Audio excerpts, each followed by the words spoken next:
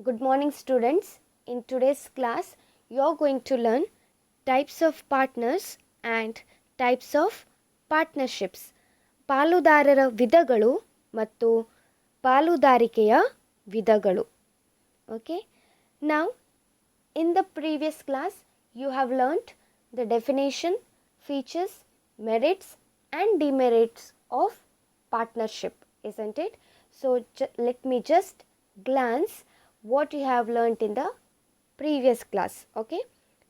So, as per the Indian Partnership Act 1932, it defines partnership as the relation between persons who have agreed to share the profit of the business carried on by all or any one of them acting for all.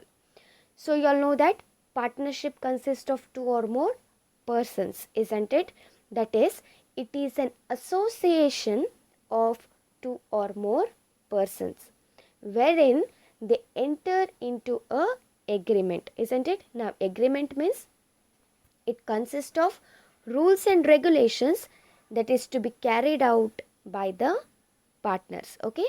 So, partnership results from an agreement between two or more persons, okay, who agree to share the profits of a business that is run by all or any one of them acting for all. Now, when I say business carried on by all or any one of them acting for all, this is the concept of mutual agency, isn't it? Wherein a partner is both an agent and a principal. Now, when I say partner is an agent, it means he represents other partners, okay, and he binds them through his acts. Now, when I say partner is a principal, it means he too can be bound by the actions of any other partners. Clear? 1932 ಭಾರತೀಯ ಪಾಲುದಾರಿಕೆಯ ಕಾಯಿದೆಯು ಪಾಲುದಾರಿಕೆಯನ್ನು ಎಲ್ಲರ ನಡೆಸುವ ಅಥವಾ ಎಲ್ಲರ ಪರವಾಗಿ ಯಾರಾದರೊಬ್ಬರು ವ್ಯವಹಾರವನ್ನು ನಡೆಸುವ ಮೂಲಕ ಬಂದ ಲಾಭವನ್ನು ಹಂಚಿಕೊಳ್ಳಲು ಒಪ್ಪಿರುವ ವ್ಯಕ್ತಿಗಳ ನಡುವಿನ ಸಂಬಂಧ ಎಂದು ವ್ಯಾಖ್ಯಾನಿಸಿದೆ. ಓಕೆ, ಇಲ್ಲಿ ಒಂದು ಪಾಲುದಾರಿಕೆಯನ್ನು ಅಸ್ತಿತ್ವಕ್ಕೆ ತರಬೇಕೆಂದರೆ ಕನಿಷ್ಠ ಇಬ್ಬರು ವ್ಯಕ್ತಿಗಳು ಇರಬೇಕು, ಇಸಂಟ್ ಇಟ್?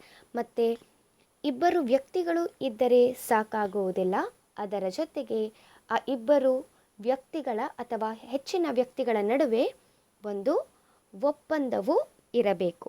ಓಕೆ, ಈಗ ಈ ಒಂದು ಒಪ್ಪಂದದಲ್ಲಿ ಅಥವಾ ಈ ಒಂದು ಒಪ್ಪಂದವು ಏನು ಒಳಗೊಂಡಿರುತ್ತದೆ? ಈ ಒಂದು ಒಪ್ಪಂದವು ಎಲ್ಲ ಪಾಲುದಾರರಿಂದ ಕೈಗೊಳ್ಳಬೇಕಾದ ನಿಯಮಗಳು ಮತ್ತು ನಿಬಂಧನೆಗಳನ್ನು ಒಳಗೊಂಡಿದೆ. ಕ್ಲಿಯರ್? ಅಂದರೆ ಇಲ್ಲಿ ಪಾಲುದಾರಿಕೆಯು ಸಾಮಾನ್ಯವಾಗಿ ಒಪ್ಪಂದವನ್ನು ಮಾಡಿಕೊಳ್ಳುವ ವ್ಯಕ್ತಿಗಳ ನಡುವಿನ ಸಂಬಂಧವಾಗಿದ್ದು, ಓಕೆ, ಇಲ್ಲಿ ಎಲ್ಲರೂ ನಡೆಸುವ ಅಥವಾ ಎಲ್ಲರ ಪರವಾಗಿ ಯಾರಾದರೊಬ್ಬರು ವ್ಯವಹಾರವನ್ನು ನಡೆಸುವ ಮೂಲಕ ಒಪ್ಪಿರುವ ವ್ಯಕ್ತಿಗಳ ನಡುವಿನ ಸಂಬಂಧವಾಗಿದ್ದು, ಓಕೆ, ಆ ವ್ಯವಹಾರದಿಂದ ಬರುವ ಲಾಭವನ್ನು ಹಂಚಿಕೊಳ್ಳಲು ಅವರು ಒಪ್ಪಿರುತ್ತಾರೆ. ಓಕೆ, ಅಂದರೆ ಬರುವ ಲಾಭವನ್ನು ಹಂಚಿಕೊಳ್ಳಲು ಅವರು ಏರ್ಪಡುವ ಸಂಬಂಧವಾಗಿದೆ. ಕ್ಲಿಯರ್? ಸೊ, ಈ ಒಂದು ಪಾಲುದಾರಿಕೆಯು ಕಾನೂನುಬದ್ಧ ಒಪ್ಪಂದದ ಮೂಲಕ ಅಸ್ತಿತ್ವಕ್ಕೆ ಬರುತ್ತದೆ. ಕ್ಲಿಯರ್?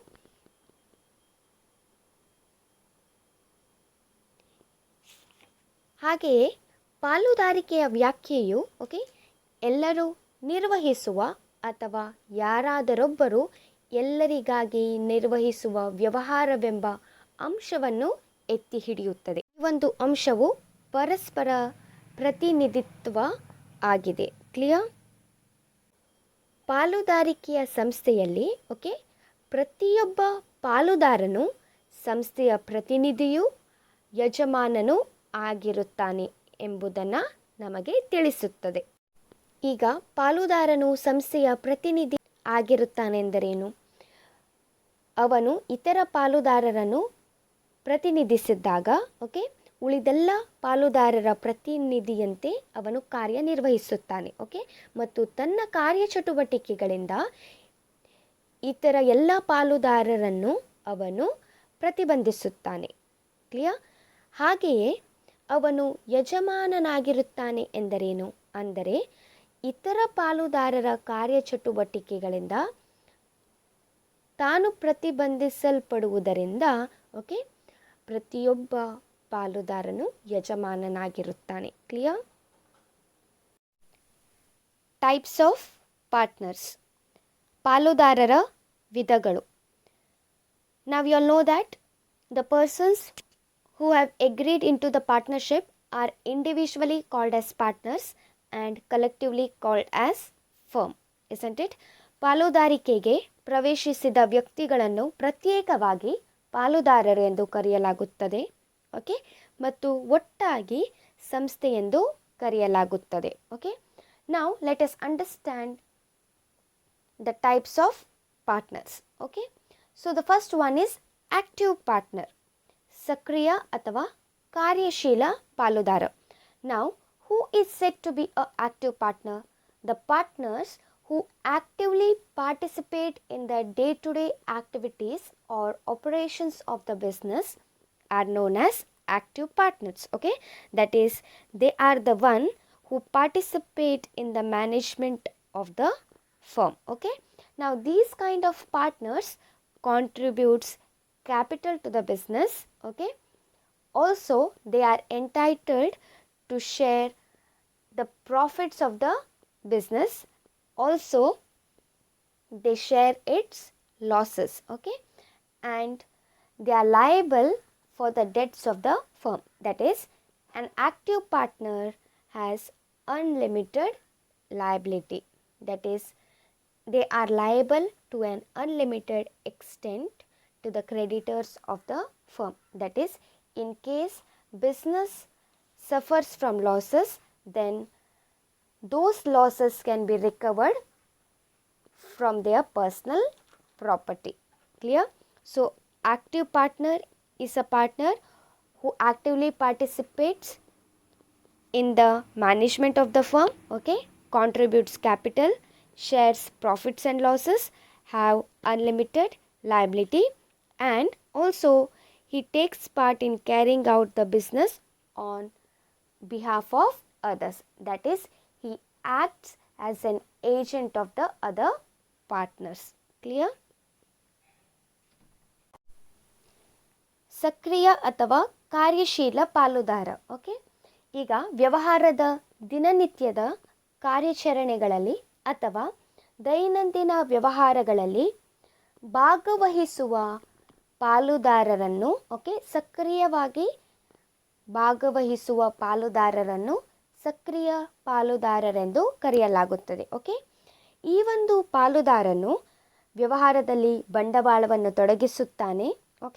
ಸಂಸ್ಥೆಯ ನಿರ್ವಹಣೆಯಲ್ಲಿ ಭಾಗವಹಿಸುತ್ತಾನೆ ಮತ್ತು ಲಾಭ ನಷ್ಟ ಭಯಗಳನ್ನು ಹಂಚಿಕೊಳ್ಳುತ್ತಾನೆ. ಅದರ ಜೊತೆಗೆ ಸಂಸ್ಥೆಯ ಸಾಲಿಗರಿಗೆ ಅಪರಿಮಿತವಾಗಿ ಹೊಣೆಗಾರನಾಗಿರುತ್ತಾನೆ.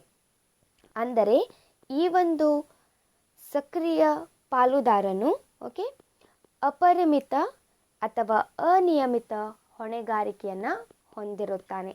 ಇದರ ಅರ್ಥ ಏನಾಗಿದೆ? ಅಪರಿಮಿತ ಅಥವಾ ಅನಿಯಮಿತ ಹೊಣೆಗಾರಿಕೆಯನ್ನು ಹೊಂದಿರುತ್ತಾನೆ ಅಂದರೆ, ಈಗ ಸಂಸ್ಥೆಯ ಋಣಭಾರಗಳನ್ನು ಮರುಪಾವತಿಸಲು ಸಂಸ್ಥೆಯ ಆಸ್ತಿಗಳು ಸಾಕಾಗದಿದ್ದಾಗ ಅಂತಹ ಸಂದರ್ಭದಲ್ಲಿ ಪಾಲುದಾರರು ಏನು ಮಾಡಬೇಕಾಗತ್ತೆ? ತಮ್ಮ ವೈಯಕ್ತಿಕ ಸಂಪನ್ಮೂಲಗಳಿಂದ ಆ ಒಂದು ಋಣಭಾರಗಳನ್ನು ತೀರಿಸಬೇಕಾಗುತ್ತದೆ. Isn't it? ಇದಕ್ಕೆ ಏನಂತ ಹೇಳ್ತಾರೆ? ಅಪರಿಮಿತ ಅಥವಾ ಅನಿಯಮಿತ ಹೊಣೆಗಾರಿಕೆ ಎಂದು ಹೇಳಲಾಗುತ್ತದೆ. ಸೊ ಸಕ್ರಿಯ ಪಾಲುದಾರರು ಯಾರಾಗಿರ್ತಾರೆ? ಅವರು ವ್ಯವಹಾರದಲ್ಲಿ ಸಕ್ರಿಯವಾಗಿ ಭಾಗವಹಿಸುತ್ತಾರೆ, ಬಂಡವಾಳವನ್ನು ತೊಡಗಿಸುತ್ತಾರೆ, ಲಾಭ ನಷ್ಟಗಳನ್ನು ಹಂಚಿಕೊಳ್ಳುತ್ತಾರೆ. ಅದರ ಜೊತೆಗೆ ಅವರು ಅನಿಯಮಿತ ಅಥವಾ ಅಪರಿಮಿತ ಹೊಣೆಗಾರಿಕೆಯನ್ನು ಹೊಂದಿರುತ್ತಾರೆ. Clear? Next one is sleeping partner. Here sleeping partner is also known as dormant partner. Okay, now who is said to be a sleeping or a dormant partner?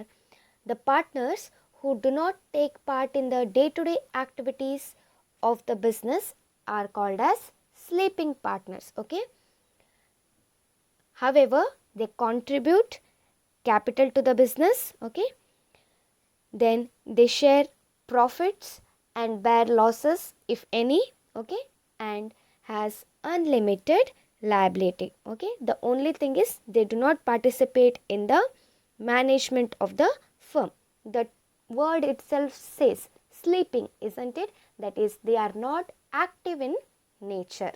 Okay, so these kind of partners do not participate in the day-to-day activities or the operations of the partnership firm. ನಿದ್ರಿಸುವ ಅಥವಾ ಸೂಕ್ತ ಪಾಲುದಾರ. ಯಾವ ಒಬ್ಬ ಪಾಲುದಾರ ಸಂಸ್ಥೆಯ ದೈನಂದಿನ ವ್ಯವಹಾರಗಳಲ್ಲಿ ಭಾಗವಹಿಸುವುದಿಲ್ಲ ಅಥವಾ ವ್ಯವಹಾರದ ದಿನನಿತ್ಯದ ಕಾರ್ಯಾಚರಣೆಗಳಲ್ಲಿ ಭಾಗವಹಿಸುವುದಿಲ್ಲ, ಅಂತಹ ಪಾಲುದಾರನ್ನು ನಿದ್ರಿಸುವ ಅಥವಾ ಸೂಕ್ತ ಪಾಲುದಾರರೆಂದು ಕರೆಯುತ್ತಾರೆ. ಕ್ಲಿಯರ್? ಆದರೂ ಇವನು ಸಂಸ್ಥೆಯಲ್ಲಿ ಬಂಡವಾಳವನ್ನು ತೊಡಗಿಸುತ್ತಾನೆ. ಓಕೆ, ಮತ್ತು ಲಾಭ ನಷ್ಟಗಳನ್ನು ಕೂಡ ಹಂಚಿಕೊಳ್ಳುತ್ತಾನೆ. ಅದರ ಜೊತೆಗೆ ಅಪರಿಮಿತ ಹೊಣೆಗಾರಿಕೆಯನ್ನು ಹೊಂದಿರುತ್ತಾರೆ. ಆದರೆ ನಿದ್ರಿಸುವ ಆ ಪದದ ಪ್ರಕಾರ ಅವನು ಸಂಸ್ಥೆಯ ದಿನನಿತ್ಯದ ಕಾರ್ಯಾಚರಣೆಗಳಲ್ಲಿ ಅಥವಾ ಸಂಸ್ಥೆಯ ದೈನಂದಿನ ವ್ಯವಹಾರಗಳಲ್ಲಿ ಭಾಗವಹಿಸುವುದಿಲ್ಲ. Clear? Secret partner. Now who is a secret partner? Secret partner is the one whose association with the firm is unknown to the public.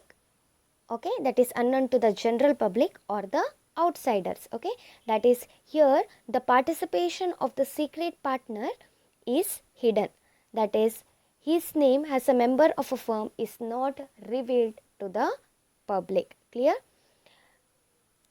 But he is like the rest of the partners. That is, in all the aspects, he is like rest of the partners. He contributes capital to the business. Okay, he participates in the management of the firm, but his participation is hidden. Okay, that is, his association with the firm is unknown to the general public. Okay, then the partner shares profits and losses. Okay, and also has unlimited liability. ರಹಸ್ಯ ಪಾಲುದಾರ. ಈಗ ಸಂಸ್ಥೆಯೊಂದಿಗಿನ ಪಾಲುದಾರನ ಒಡನಾಟವು ಜನಸಾಮಾನ್ಯರಿಗೆ ಅಪರಿಚಿತವಾಗಿದ್ದರೆ ಅವನು ರಹಸ್ಯ ಪಾಲುದಾರನೆನಿಸಿಕೊಳ್ಳುತ್ತಾನೆ. ಅಂದರೆ ಇಲ್ಲಿ ಅವನು ವ್ಯವಹಾರದಲ್ಲಿ ಸಕ್ರಿಯವಾಗಿ ಭಾಗವಹಿಸುತ್ತಾನೆ, ಆದರೆ ಇಲ್ಲಿ ಅವನ ಒಡನಾಟವು ಜನಸಾಮಾನ್ಯರಿಗೆ ಅಪರಿಚಿತವಾಗಿರುತ್ತದೆ. ಅಂದರೆ ಅವನ ಪಾರ್ಟಿಸಿಪೇಷನ್ ಆ ಒಂದು ಫರ್ಮಲ್ಲಿ ಹಿಡನ್ ಆಗಿರುತ್ತೆ. ಓಕೆ, ರಹಸ್ಯವಾಗಿ ಇರುತ್ತೆ. ಕ್ಲಿಯರ್? ಆದರೂ ಓಕೆ, ಅವನು ಒಂದು ರಹಸ್ಯ ಪಾಲುದಾರನು ಆಗಿದ್ದರೂ ಕೂಡ ಅವನು ಉಳಿದ ಎಲ್ಲ ಅಂಶಗಳಿಗೆ ಇತರ ಪಾಲುದಾರರನ್ನು ಹೋಲುತ್ತಾನೆ. ದಟ್ ಈಸ್, ಅವನು ಸಂಸ್ಥೆಯಲ್ಲಿ ಬಂಡವಾಳವನ್ನು ತೊಡಗಿಸುತ್ತಾನೆ. ಓಕೆ, ನಿರ್ವಹಣೆಯಲ್ಲಿ ಭಾಗವಹಿಸುತ್ತಾನೆ, ಲಾಭ ನಷ್ಟಗಳನ್ನು ಹಂಚಿಕೊಳ್ಳುತ್ತಾನೆ. ಅದರ ಜೊತೆಗೆ ಅವನು ಅನಿಯಮಿತ ಅಥವಾ ಅಪರಿಮಿತ ಹೊಣೆಗಾರಿಕೆಯನ್ನು ಕೂಡ ಹೊಂದಿರುತ್ತಾನೆ. Clear? Nominal partner. Now these partners are not real partners of the firm. Okay, what these partners do, they only allow the firm to use its name as a partner. Clear? In actual, they do not have any real interest in the business of the firm. Now, why do they allow the firm to use its name as a partner? Okay, such a partner only lends his name and reputation for the benefit of the firm. Clear? Here the partners do not invest any capital. Okay, they do not share profit or losses. Okay, also they do not take part in the conduct of the business of the firm. That is, they do not participate in the management of the firm. Okay. However, they remain liable to the third parties for the acts of the firm. That is, they have unlimited liability. Why they have unlimited liability? Because they allow the firm to use its name as a partners. Okay. They remain liable to the third parties for the acts of the firm. That is, they are liable to an unlimited extent to the creditors of the firm. Clear?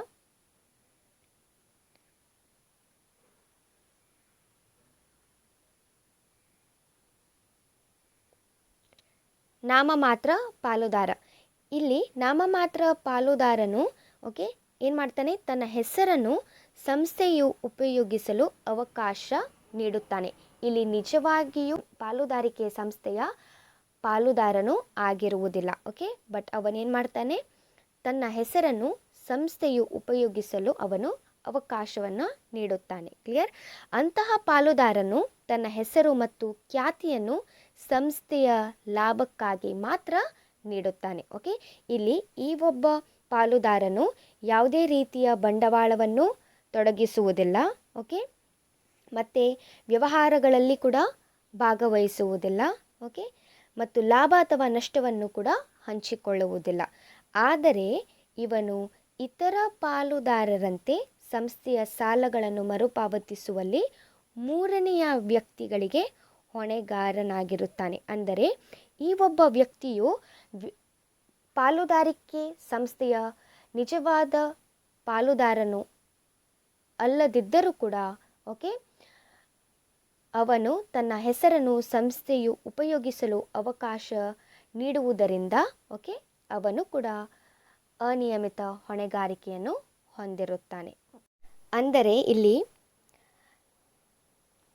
ಪಾಲುದಾರನು okay ಸಂಸ್ಥೆಯ ಸಾಲಗಳನ್ನು ಮರುಪಾವತಿಸುವಲ್ಲಿ ಮೂರನೇ ವ್ಯಕ್ತಿಗಳಿಗೆ ಹೊಣೆಗಾರನಾಗಿರುತ್ತಾನೆ. Clear? ಇಲ್ಲಿ ಅವನಿಗೆ ಒಂದು ಒಳ್ಳೆಯ reputation ಇರುವ ಕಾರಣಗಳಿಂದ ಓಕೆ ಅವನೇನು ಮಾಡ್ತಾನೆ, ಆ ಫರ್ಮಿಗೆ ತನ್ನ ಹೆಸರನ್ನು ಲೆಂಡ್ ಮಾಡ್ತಾನೆ ಅಥವಾ ಅವನ ರೆಪ್ಯುಟೇಷನನ್ನು ಲೆಂಡ್ ಮಾಡ್ತಾನೆ. ಸೊ ದಟ್ ಆ ಒಂದು ಫರ್ಮಿಗೆ ಬೆನಿಫಿಟ್ ಆಗಲಿ ಎಂಬ ಉದ್ದೇಶದಿಂದ. Clear?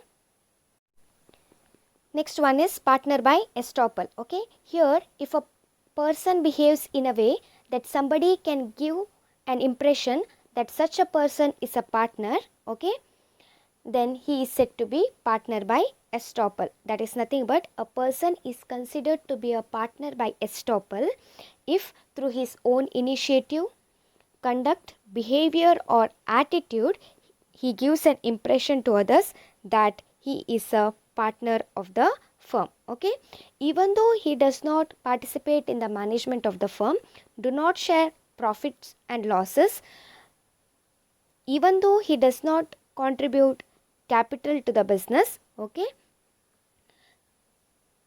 he will be held liable for the debts of the firm, because in the eyes of the third party he is considered to be a partner of the firm, because by his own conduct, behavior or attitude he has represented himself as a partner of a firm, or he has given an impression that he is a partner of a firm. Clear? For example, think Mr. A and Mr. B are partners in ABC firm. Okay, and Mr. C is a friend of Mr. A and Mr. B. Okay, now think that Mr. A and Mr. B have a meeting with the XYZ firm. Okay, now if Mr. C accompanies Mr. A and Mr. B okay to a business meeting with XYZ firm, okay, and if Mr. C actively participate in the negotiation process, that is in the discussion of the meeting, and if Mr. C gives the impression that he is also a partner of ABC firm by his own conduct, behavior or attitude, okay, and based on this, if the XYZ firm lends them a loan or provides credit facility, okay, or extend credit to the firm, then at the time of the repayment of the debts, even Mr. C will be held liable for the repayment of such debts. Clear? Even though he is not a partner, even though he does not contributes the capital, he has given the impression that he is the partner of the firm, isn't it? And therefore, he will be held liable for the debts of the firm in the eyes of the third party. Clear? ತೋರಿಕೆಯ ಪಾಲುದಾರ. Okay, ಇಲ್ಲಿ ಒಬ್ಬ ವ್ಯಕ್ತಿಯು ಪಾಲುದಾರಿಕೆ ಸಂಸ್ಥೆಯ ನಿಜವಾದ ಪಾಲುದಾರನು ಆಗಿರುವುದಿಲ್ಲ. Clear? ಆದರೆ ಅವನು ತನ್ನ ನಡವಳಿಕೆಯಿಂದ ಅಥವಾ ತನ್ನ ವರ್ತನೆಯಿಂದ ಓಕೆ ತಾನು ಕೂಡ ಸಂಸ್ಥೆಯ ಪಾಲುದಾರನು ಎಂಬ ಭಾವನೆಯನ್ನು ಬೇರೆಯವರಲ್ಲಿ ಉಂಟು ಮಾಡುತ್ತಾನೆ. ಕ್ಲಿಯರ್? ಇಲ್ಲಿ ನಿಜವಾಗಿಯೂ ಕೂಡ ಅವನು ಪಾಲುದಾರಿಕೆ ಸಂಸ್ಥೆಯ ಪಾಲುದಾರನು ಆಗಿರುವುದಿಲ್ಲ. ಕ್ಲಿಯರ್? ಇವನು ಯಾವುದೇ ರೀತಿಯ ಬಂಡವಾಳವನ್ನು ತೊಡಗಿಸುವುದಿಲ್ಲ. ಓಕೆ, ವ್ಯವಹಾರದಲ್ಲಿ ಕೂಡ ಸಕ್ರಿಯವಾಗಿ ಭಾಗವಹಿಸುವುದಿಲ್ಲ ಮತ್ತು ಲಾಭ ನಷ್ಟಗಳನ್ನು ಕೂಡ ಹಂಚಿಕೊಳ್ಳುವುದಿಲ್ಲ. ಓಕೆ, ಆದರೆ ಈ ಒಬ್ಬ ಪಾಲುದಾರನು ಅನಿಯಮಿತ ಅಥವಾ ಅಪರಿಮಿತ ಹೊಣೆಗಾರಿಕೆಯನ್ನು ಹೊಂದಿರುತ್ತಾನೆ. ಯಾಕೆ? ಅವನ ನಡವಳಿಕೆಯಿಂದ ವರ್ತನೆಯಿಂದ ಅವನು ಸಂಸ್ಥೆಯ ಪಾಲುದಾರನೆಂಬ ಭಾವನೆಯನ್ನು ಬೇರೆಯವರಲ್ಲಿ ಉಂಟು ಮಾಡಿದ್ದಾನೆ, ಇಸಂಟ್ ಇಟ್? ಹೀಗಾಗಿ ಈ ಒಬ್ಬ ಪಾಲುದಾರನು ಮೂರನೇ ವ್ಯಕ್ತಿಗಳ ದೃಷ್ಟಿಯಲ್ಲಿ ಪಾಲುದಾರನಾಗಿರುವುದರಿಂದ ಇವರನ್ನು ಕೂಡ ಅಥವಾ ಇಂತಹ ಪಾಲುದಾರನ್ನು ಕೂಡ ಓಕೆ ಸಂಸ್ಥೆಯ ಸಾಲಗಳಿಗೆ ಹೊಣೆಗಾರರನ್ನಾಗಿಸಲಾಗುತ್ತದೆ. ಕ್ಲಿಯರ್? ಈಗ ಮಿಸ್ಟರ್ ಎ ಮತ್ತು ಮಿಸ್ಟರ್ ಬಿ ABC ಫರ್ಮಿಂದು ಪಾರ್ಟ್ನರ್ಸ್ ಆಗಿತ್ತು. ಓಕೆ, ಏನು ಬಿಸ್ನೆಸ್ ಡೀಲಿಗೋಸ್ಕರ XYZ ಫರ್ಮ್ ಜೊತೆ ಒಂದು ಮೀಟಿಂಗನ್ನು ಅಟೆಂಡ್ ಮಾಡಬೇಕಾಗಿದೆ. ಅಂತಹ ಸಂದರ್ಭದಲ್ಲಿ ಏನಾದರೂ ಮಿಸ್ಟರ್ ಸಿ ಮಿಸ್ಟರ್ ಎ ಮತ್ತು ಮಿಸ್ಟರ್ ಬಿ ಜೊತೆ ಓಕೆ ಆ ಒಂದು ವ್ಯವಹಾರ ಸಂಸ್ಥೆಯ ಸಭೆಯಲ್ಲಿ ಜೊತೆಗೆ ಹೋಗಿ ಓಕೆ ಆ ಒಂದು ವ್ಯವಹಾರ ವಿಷಯದಲ್ಲಿ ಅಥವಾ ಆ ಒಂದು ಡಿಸ್ಕಷನಲ್ಲಿ ಮಾತುಕತೆಯ ಪ್ರಕ್ರಿಯೆಯಲ್ಲಿ ಏನಾದರೂ ಮಿಸ್ಟರ್ ಸಿ ಸಕ್ರಿಯವಾಗಿ ಭಾಗವಹಿಸಿ ತಾನು ಕೂಡ ABC ಫರ್ಮ್ ಎಂದು ಒಬ್ಬ ಪಾಲುದಾರನು ಎಂಬ ಪ್ರಭಾವವನ್ನು ಉಂಟು ಮಾಡಿದರೆ ಓಕೆ ಮತ್ತು ಆ ಒಂದು ಮಾತುಕತೆಯ ಆಧಾರದ ಮೇಲೆ ಅಥವಾ ಆ ಒಂದು ಇಂಪ್ರೆಷನ್ ಮೇಲೆ ಮಿಸ್ಟರ್ ಸಿ ಕೂಡ ABC ಫರ್ಮಿಂದು ಪಾರ್ಟ್ನರ್ ಎಂಬ ಇಂಪ್ರೆಷನ್ ಮೇಲೆ ಏನಾದರೂ XYZ ಫರ್ಮ್ ABC ಫರ್ಮಿಗೆ ಸಾಲವನ್ನು ಒದಗಿಸಿದಲ್ಲಿ ಅಂತಹ ಸಾಲ ಮರುಪಾವತಿಗೆ ಸಂಸ್ಥೆಯ ಪಾಲುದಾರನಂತೆಯೇ ಓಕೆ ಅವನು ಕೂಡ ಮಿಸ್ಟರ್ ಸಿ ಕೂಡ ಹೊಣೆಗಾರನಾಗಿರುತ್ತಾನೆ. ಯಾಕೆ? ಅವನ ನಡವಳಿಕೆಯಿಂದ ಅಥವಾ ವರ್ತನೆಯಿಂದ ಅವನು ಕೂಡ ABC ಫರ್ಮಿಂದು ಪಾರ್ಟ್ನರ್ ಎಂಬ ಭಾವನೆಯನ್ನು ಉಂಟು ಮಾಡಿದ್ದಾನೆ, ಇಸಂಟ್ ಇಟ್? ಹೀಗಾಗಿ ಸಾಲವನ್ನು ಮರುಪಾವತಿ ಮಾಡುವ ಸಂದರ್ಭದಲ್ಲಿ ಮಿಸ್ಟರ್ ಸಿ ಕೂಡ XYZ ಫರ್ಮಿಗೆ ಹೊಣೆಗಾರನಾಗಿರುತ್ತಾನೆ. Clear?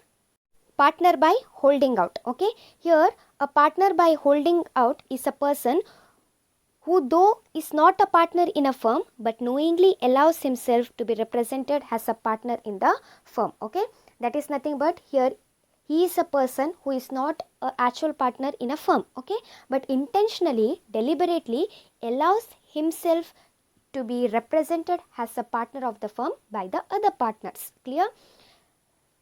So even though if partner by holding out does not contribute capital, does not participate in the management of the firm, do not share profit and losses, okay, because they allow themselves to be represented as a partner of a firm, even though if they are not a partner, they will be held liable to the outsiders or to the outside creditors for any debts extended to the firm on the basis of such representation. Okay, here if a partner or if a person wants to be on a safer side, okay, and in case he is not really a partner and wants to save himself from such a liability, okay, he should immediately issue a denial saying that he is not the partner of the firm, okay, or he should describe his position, okay, that he is not a partner of that particular firm, okay. But even though on such representation, that is, even though if the other partners represent him as a partner of the firm in the eyes of the third party, and after knowing this, intentionally or deliberately, if this person remains silent on such representation, then he will be held liable to the third parties. That is nothing but he will be responsible to the third party for any such debts. For example, okay, think that P and Q are partners in a partnership firm, okay, and R is represented as a partner by Mr. P and Mr. Q, okay.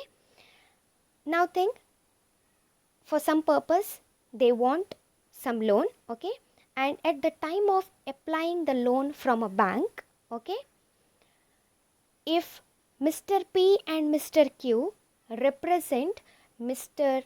R as a partner of a partnership firm, okay, and if R knowingly remains silent on this statement of Mr. P and Mr. Q, okay, and if Mr. P and Mr. Q further becomes insolvent and fails to repay the bank loan, then in this case Mr. R will be held liable to repay the loan, okay. Why? Because Mr. P and Mr. Q applied loan against whose name? Against Mr. R's name, isn't it? And it was done with the consent of Mr. R, and at the time of representing Mr. R as a partner of Mr. P and Q, he did not deny, isn't it, saying that he is not a partner, but he remained silent on such a representation, isn't it? So Mr. R will be held liable for such a debt, that is, he will be held liable for the repayment of such debts. Clear? ಪ್ರತಿನಿಧಿಸುವ ಅಥವಾ ಅಲೆಗೆಳೆಯುವ ಪಾಲುದಾರ, okay. ಇಲ್ಲಿ ಪ್ರತಿನಿಧಿಸುವ ಪಾಲುದಾರನು ಒಬ್ಬ ವ್ಯಕ್ತಿಯಾಗಿದ್ದು ಸಂಸ್ಥೆಯ ಪಾಲುದಾರನಾಗಿರದಿದ್ದರೂ ತನ್ನ ತಿಳುವಳಿಕೆಯಿಂದಲೇ ತಾನು ಸಂಸ್ಥೆಯ ಪಾಲುದಾರ ಎಂಬಂತೆ ಪ್ರತಿನಿಧಿಸುವವನಾಗಿರುತ್ತಾನೆ. ಅಂದರೆ ಇಲ್ಲಿ ಒಬ್ಬ ವ್ಯಕ್ತಿ ಪ್ರತಿನಿಧಿಸುವ ಪಾಲುದಾರನು, ಓಕೆ, ಸಂಸ್ಥೆಯ ಪಾಲುದಾರನಾಗಿರದಿದ್ದರೂ ಕೂಡ, ಓಕೆ, ಅವನು ಉದ್ದೇಶಪೂರ್ವಕವಾಗಿ ಅಥವಾ ತನ್ನ ತಿಳುವಳಿಕೆಯಿಂದ ಏನು ಮಾಡ್ತಾನೆ, ತಾನು ಸಂಸ್ಥೆಯ ಪಾಲುದಾರ ಎಂಬಂತೆ ಪ್ರತಿನಿಧಿಸುತ್ತಾನೆ, ಓಕೆ, ಅಥವಾ ಸಂಸ್ಥೆಯ ಪಾಲುದಾರನಾಗಿ ಪ್ರತಿನಿಧಿಸಲು ಅನುಮತಿಯನ್ನು ನೀಡುತ್ತಾನೆ. ಕ್ಲಿಯರ್? ಬಟ್ ಮತ್ತು ಈ ಒಂದು ಪ್ರತಿನಿಧಿತ್ವದ ಮೇಲೆ ಏನಾದರೂ ಸಂಸ್ಥೆಗೆ ಸಾಲಗಳನ್ನು ನೀಡಿದಲ್ಲಿ, ಓಕೆ, ಆ ಸಾಲಗಳ ಮರುಪಾವತಿಯಲ್ಲಿ ಈ ಒಂದು ಪ್ರತಿನಿಧಿಸುವ ಪಾಲುದಾರನು ಬಾಹ್ಯ ಸಾಲಗಾರರಿಗೆ ಹೊಣೆಗಾರನಾಗಿರುತ್ತಾನೆ, ಓಕೆ. ಆದರೆ ಒಂದು ವೇಳೆ ಅವನು ನಿಜವಾದ ಪಾಲುಗಾರನಾಗಿರದಿದ್ದಲ್ಲಿ, ಓಕೆ, ಆದರೂ ಒಂದು ವೇಳೆ ಏನಾದರೂ ಪ್ರತಿನಿಧಿಸುವ ಪಾಲುದಾರ ಆ ಒಂದು ಸಂಸ್ಥೆಯ ನಿಜವಾದ ಪಾಲುಗಾರನಾಗಿಲ್ಲದಿದ್ದಲ್ಲಿ ಅವನೇನು ಮಾಡಬಹುದಾಗಿದೆ, ಅವನನ್ನು ಈ ಹೊಣೆಗಾರಿಕೆಯಿಂದ ರಕ್ಷಿಸಿಕೊಳ್ಳಲು ಅಥವಾ ತಪ್ಪಿಸಿಕೊಳ್ಳಲು ತಕ್ಷಣ ಅಥವಾ ಕೂಡಲೇ ಅವನು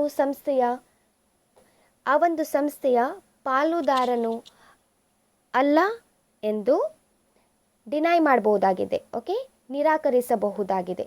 ಮತ್ತು ಅವನ ಸ್ಥಾನ ಆ ಒಂದು ಸಂಸ್ಥೆಯಲ್ಲಿ ಪಾಲುದಾರನಲ್ಲವೆಂದು ಸ್ಪಷ್ಟಪಡಿಸಬಹುದಾಗಿದೆ, ಓಕೆ. ಏನಾದರೂ ಅವನು ಆ ಒಂದು ವೇಳೆಯಲ್ಲಿ ಈ ರೀತಿ ಮಾಡದಿದ್ದಲ್ಲಿ, ಓಕೆ, ಯಾವುದೇ ಸಾಲಗಳಿಗೆ, ಓಕೆ, ಅವನು ಮೂರನೇ ವ್ಯಕ್ತಿಗಳಿಗೆ ಹೊಣೆಗಾರನಾಗಿರುತ್ತಾನೆ. ಕ್ಲಿಯರ್?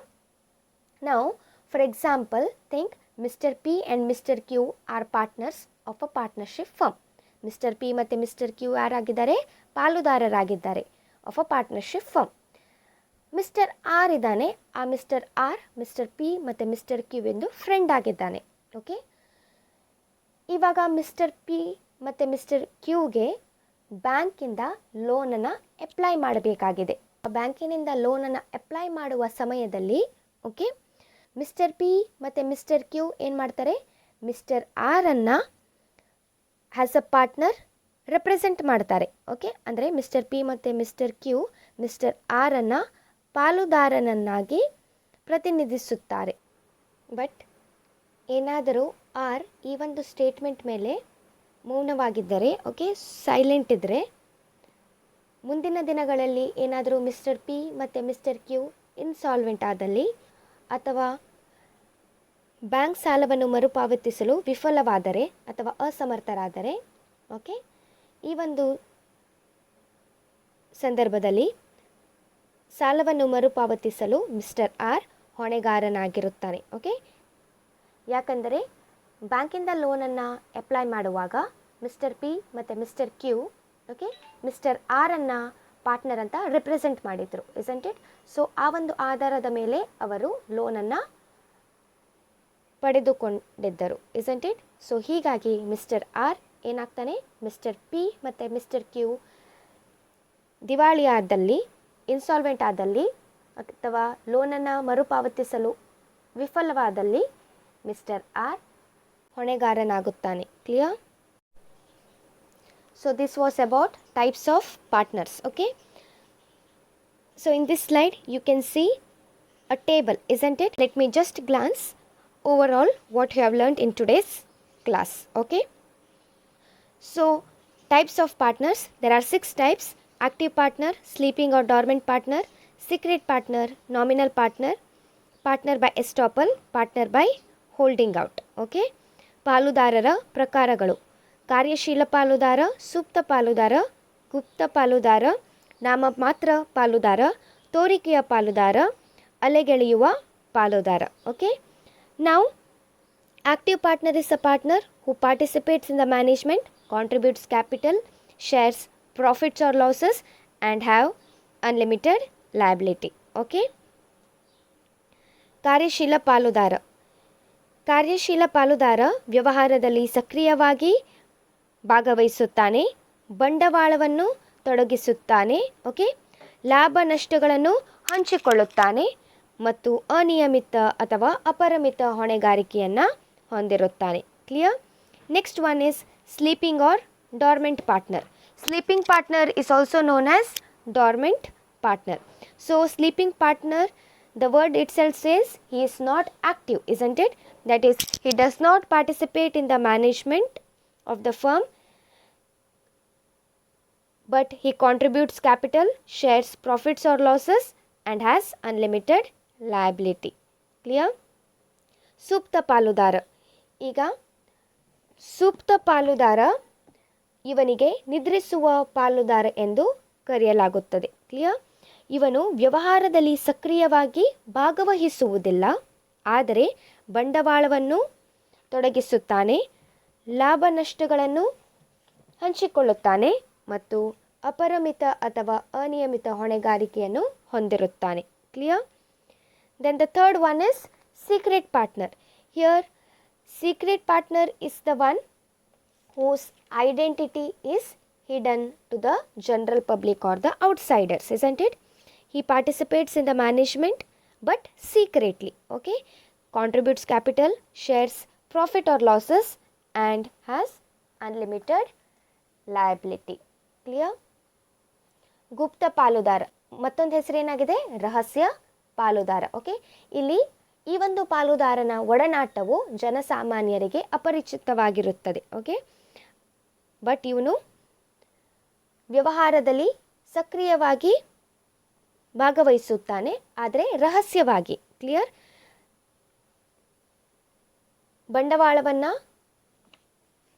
ಕ್ಯಾಪಿಟಲನ್ನು ತೊಡಗಿಸುತ್ತಾನೆ, ಓಕೆ, ಲಾಭ ನಷ್ಟಗಳನ್ನು ಹಂಚಿಕೊಳ್ಳುತ್ತಾನೆ ಮತ್ತು ಅವನು ಅಪರಿಮಿತ ಅಥವಾ ಅನಿಯಮಿತ ಹೊಣೆಗಾರಿಕೆಯನ್ನು ಹೊಂದಿರುತ್ತಾನೆ. Clear? Next one is nominal partner. So nominal partner is a partner, okay, who allows the firm to use its name as a partner, okay. That is, he lends his name and reputation for the benefit of the firm. But he does not participate in the management of the firm, does not contribute capital, generally does not share profit or losses, and has unlimited liability because he lends his name and reputation for the benefit of the firm, okay. So he will be held liable to the third parties for the acts of the firm. Clear? ನಾಮಮಾತ್ರ ಪಾಲುದಾರ. ಇಲ್ಲಿ ನಾಮಮಾತ್ರ ಪಾಲುದಾರನು ತನ್ನ ಹೆಸರನ್ನು ಸಂಸ್ಥೆಯು ಉಪಯೋಗಿಸಲು ಅವಕಾಶವನ್ನು ನೀಡುತ್ತಾನೆ, ಓಕೆ.